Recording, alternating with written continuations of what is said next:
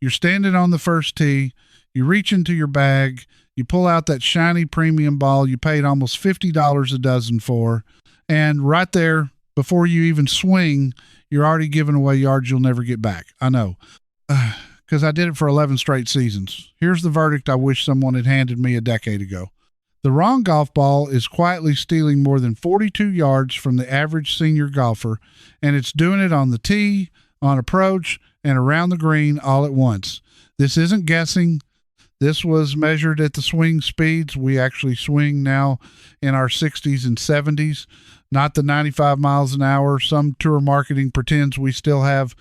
And that changes everything, because a ball tested for a young man's swing behaves like a brick under ours. Stay with me, because the biggest mistake I ever made with a golf ball is the last one I'll confess, and it's tied to a compression number most senior players have never once checked. There's a piece of buried testing data from a robot lab that flipped my whole understanding of what a slow swing needs, and every bit of this applies to the swing you have right this minute, not the one you had at 40. I still remember the exact round. Pine Ridge, a cool October morning, my regular foursome. My buddy Dale outdrove me by 20 yards on a hole I'd owned for years. Same swing I always had, and I stood there thinking my body had finally quit on me. It hadn't. My ball had. That afternoon, I put both our drives on a launch monitor, and what I saw made me feel like a fool for a decade of purchases. So let's start where I started, with the ball I trusted most and understood least. For years, I played the firmest premium ball on the shelf because the best players in the world played it. That was my whole logic. If it was good enough for the leaderboard, it was good enough for me. That single belief cost me more distance than any driver I ever bought. Here's what nobody explained. A golf ball has a compression rating, and that number tells you how much the ball squishes at impact. A tour level ball sits around 90 to 100 compression.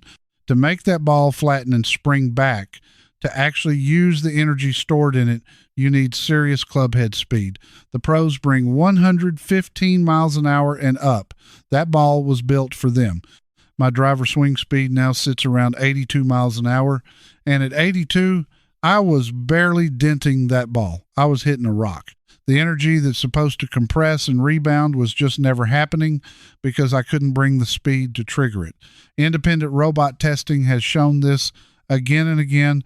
When you drop a slow swing onto a high compression ball, you lose ball speed off the face, you lose carry, and you lose it consistently.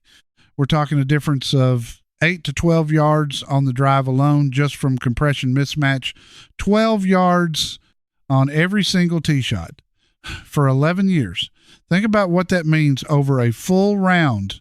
14 drives, most of them coming up short of where they could be, leaving me longer clubs into every green, turning my 7 irons into 5 irons and my 5 irons into hybrids I couldn't hold the green with. The fix was almost insulting in its simplicity. I switched to a low compression ball built for slower speeds, something in the 35 to 60 compression range, and on the very same launch monitor, at my very same 82 miles an hour, the ball speed jumped and the carry came back. Not because I swung harder, because the ball finally worked with me instead of against me. But here's what stung. The low compression ball cost less, sometimes half as much. I had paid a premium to lose distance, and that realization pushed me straight into the second mistake, which turned out to be even more expensive than the first. Because once I understood compression, I got obsessed with softness, and softness became a trap all its own. I heard low compression, I heard soft, and I went hunting for the softest ball on the market. If a little soft was good, I figured the softest possible ball must be best. That's the logic the marketing wants you to follow. Every label screaming softer feel, buttery feel, the softest ball we've ever made. Here's the paradox. Nobody tells you the softest balls on the shelf, some sitting down around 30 compression, feel wonderful off the putter and can genuinely help your driver at a slow speed. But that same extreme softness can rob you where you least expect it on your short game and your approach shots. Here's why. Spin. When you hit a wedge or a short iron, you want the ball to grab the green and stop. That takes spin. And the very soft low cost two-piece balls I chased are engineered with hard covers or thick covers to boost durability and distance, which slashes greenside spin dramatically. Independent short game testing has measured spin differences of 2,000 revolutions per minute or more between a soft two-piece ball and a proper urethane covered ball on a 50-yard wedge shot. 2,000 RPM is the difference between a ball that checks up 6 feet from the pin and a ball that releases and rolls off the back of the green. I lost more strokes to that than I ever want to admit. I'd finally fixed my distance, and now I was three-putting from the fringe because my ball wouldn't stop, so I was caught between two mistakes. Too firm, and I lost distance off the tee. Too soft and cheap, and I lost control around the green. And the golf ball industry is delighted to sell you a fresh dozen of the wrong thing every time you try to solve one problem by ignoring the other. The answer, and I'll build to this fully, is a ball that pairs low compression for our swing speed with a urethane cover for greenside spin. Those two things together used to be impossible in one ball. For decades, you picked one or the other. That's changed, and most senior golfers have no idea it changed. But before I get there, I have to confess the mistake that embarrasses me the most, because it had nothing to do with distance or spin. It had to do with the number printed on the box, and I never once questioned it. The dimples. I never thought about them. Not once in 40 years of golf did I look at a ball and consider the dimple pattern. And it turns out that pattern controls how the ball behaves in exactly the conditions that punish a senior swing most. Here's the setup. As we age and our swing slows, our launch conditions change. We generate less ball speed and often less spin off the driver, which means our ball flight gets lower and weaker, and it falls out of the sky sooner. That's the shrinking carry we all feel. The dimple design on the ball directly affects lift and drag, how long the ball stays airborne, and how it fights the wind. Golf ball dimples aren't decoration. They trip the air into a thin, turbulent layer that hugs the ball and cuts the drag behind it. This was understood in principle over a century ago, going back to the early 1900s, when ball makers noticed that a scuffed, beaten-up ball actually flew farther than a smooth new one. That single observation launched the entire science of dimple design. Modern balls carry anywhere from about 300 to over 500 dimples, and the pattern, the depth, the shape all get tuned for a target flight. Some balls are specifically engineered to launch higher and hang longer at lower speeds. That's exactly what a senior swing needs. A ball tuned for a high-speed player often has a shallower, more aggressive pattern meant to hold a flatter, more piercing flight, the flight a young power hitter wants, and the exact opposite of what helps me carry a fairway bunker. I had been playing a ball designed to fly flat and pierce when I desperately needed a ball designed to climb and hang. On a breezy day, the difference was brutal. My low, weak ball flight got knocked down by any headwind, and I'd watch drives that should have carried 200 yards die at 175.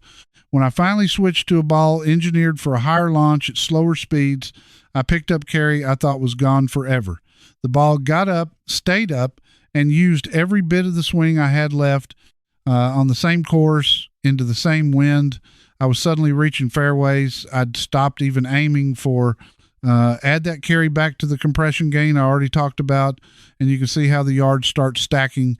12 from compression, several more from launch. We're already past 20, and I haven't even gotten to the biggest one.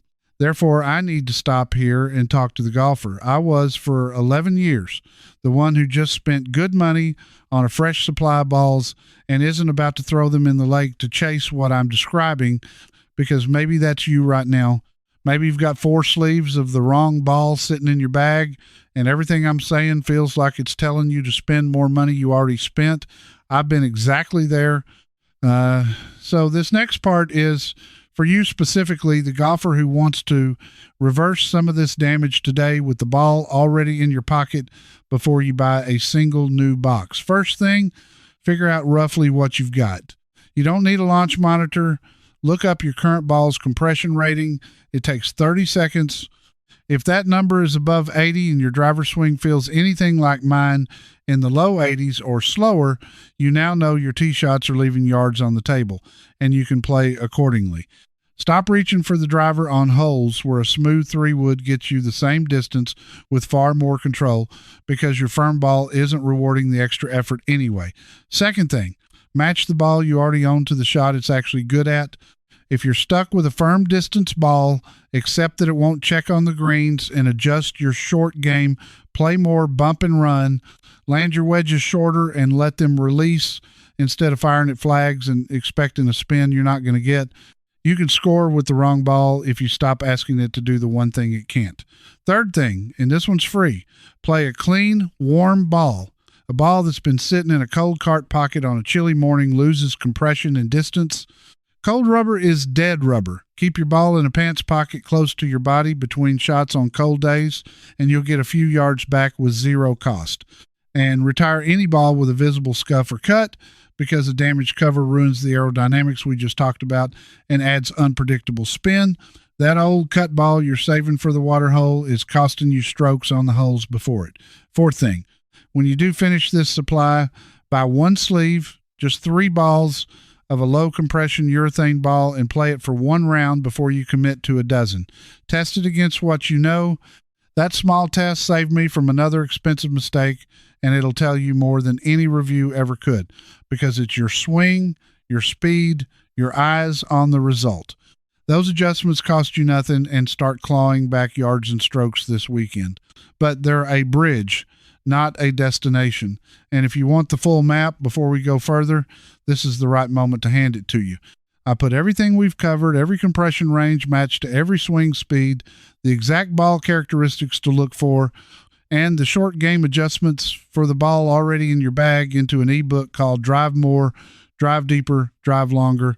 It's the complete guide I wish someone had placed in my hands on that cold October morning at Pine Ridge, written specifically for the senior golfer who is done losing yards quietly. You'll find it linked in the description below, and I'd grab it before your next round. Now, with that resource in your back pocket, let's talk about the ball that finally undid the damage and the piece of testing that proved it. For most of my life, there was an ironclad rule in golf balls. You could have distance or you could have feel and spin, but not both, and definitely not cheap. The soft, low compression balls that helped my slow swing had those hard covers that killed my greenside spin. The urethane balls that spun beautifully were high compression and built for fast swings. 2 separate worlds. Seniors got shoved toward the distance world and told to forget about spin. Then the engineering changed, and almost nobody told the senior golfer. Ball makers figured out how to wrap a soft, low compression core in a thin urethane cover. That combination gives you a ball you can actually compress at 80 miles an hour and still get tour level spin on your wedges. Low compression for our distance, urethane cover for our short game, both in one ball. The wall that stood for decades came down.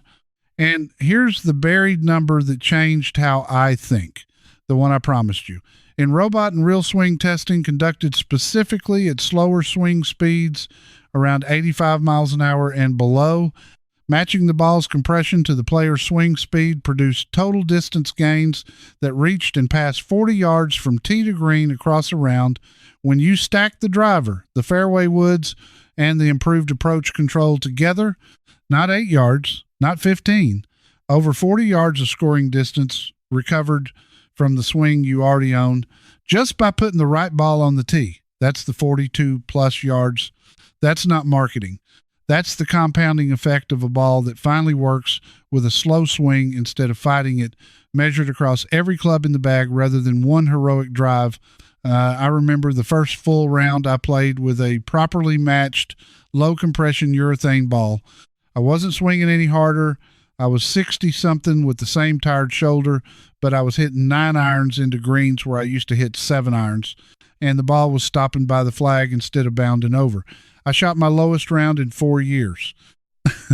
And I got a little angry, honestly, because I realized how many seasons I'd handed away chasing the wrong ball for the wrong reasons. Now, here's the secret finale, the part almost nobody checks. The single simplest thing you can do this weekend. Find your driver swing speed. You can get it at any golf shop with a launch monitor. Many ranges have one, and plenty of the newer balls and apps estimate it for free. Once you have that one number, match your ball's compression to it, and the rule is simpler than the industry ever let on. If your driver swing speed is below about 85 miles an hour, and for most of us past 60 it is, you want a ball in the low compression range, roughly 50 or under, with a urethane or urethane blend cover. If you're between about 85 and 95, you want a mid-compression ball somewhere in the 60 to 80 range. Above 95, then and only then do the firm tour balls start earning their keep. That's it. That's the whole secret. The $50 boxes never print on the label. Match compression to your real current swing speed and insist on a urethane cover so you don't trade away your short game to get your distance back. One number, one check, and it undoes years of the exact mistake I made. I want to name what was really happening all those years. Now that you've earned it, the golf ball business makes its richest margins on premium balls sold to players who can't use what they're paying for. The tour endorsements, the leaderboard imagery, the buttery feel language, all of it is engineered to make a 68-year-old with an 80-mile-an-hour swing buy a ball designed for a 25-year-old who swings 120. The mismatch isn't an accident. The mismatch is the business model. And the low compression urethane balls that actually serve us often sit lower on the shelf, quieter, with less hype, precisely because they cost less and earn the company less. Nobody was going to hand me that number. I had to lose 11 seasons and a foursome's worth of pride to find it. You don't have to lose any of that because you just got it in 10 minutes. Let me tie the whole confession together so it sits in your memory the way it now sits in mine. I played too firm a ball and lost distance off the tee because I couldn't compress it. I overcorrected into the softest, cheapest ball and lost my short game because it wouldn't spin. I ignored dimple design and played a flight that died in the wind when I needed a ball that climbed and hung. And the whole time, the fix was a single ball that combined a low compression core with a urethane cover matched to the swing speed I actually have today. 42 plus yards, sitting there the entire time, waiting for me to stop trusting the marketing and start checking the number. You just reclaimed the distance and the dignity the ball companies quietly took from you, and it didn't cost you a swing lesson or a new driver or a younger body. It cost you one honest look at a number on a box. You're not the golfer who keeps paying premium prices to play worse. Not anymore. You're the one who knows why the ball matters more than almost anything else in the bag, because it's the only piece of equipment you use on every single shot, and it's the cheapest thing to get right. So tell me, what ball is in your bag right now, and do you know its compression rating? Go check the box and put the name and the number in the comments below. I read them, and I promise you the answers are going to shock some of the people reading along, because half of us are playing a ball built for a swing we lost 20 years ago. Comment it now before you forget, so you actually do it. If you want the full breakdown, every compression range matched to every swing speed, the exact ball models that pair low compression with urethane covers, and the short game adjustments for the ball you already own, I've put all of it in the ebook linked below. It's the guide I wish someone had handed me on that cold October morning at Pine Ridge, and subscribe not to help me, but to stand with the senior golfers who refuse to overpay and refuse to lose yards quietly ever again. Because in the next confession, I've got a driver loft mistake that's costing slow swings even more than the ball did, and there's a single degree of loft. Most of us have wrong right now. That one nearly broke my heart when I measured it. I'll show you the number next time. So this weekend, before your next round, do the one thing. Find your swing speed, match your compression, demand a urethane cover, put the right ball on the tee, and go take back every one of those 42 yards. They were always yours. You just needed to stop paying to give them away. I gave mine away for 11 years. You don't have to give away even one more round. Go check that box in your bag right now, because the mistake ends the moment you read the number, and the redemption starts on the very next tee. That's the confession. That's the fix. Now it's your move, and for the first time in a long time, the smart move is also the cheaper one. Play the ball that fits the golfer you are today, not the one the marketing wishes you still were, and watch what your same old swing can suddenly do. The rest of this exact video, the compression matching guide for your swing speed, is waiting inside the Senior Fairway Club, picking up right where I stopped. In there, you can ask me your own question, and a real person answers you, never a machine, and you won't be alone. So many senior golfers are already in there with me. Just point your phone's camera at the code on screen. Cancel anytime with one click, no risk. If this helped your game, do subscribe and stick around. I've got plenty more right here to help senior golfers hit longer, straighter, and enjoy every round a little more.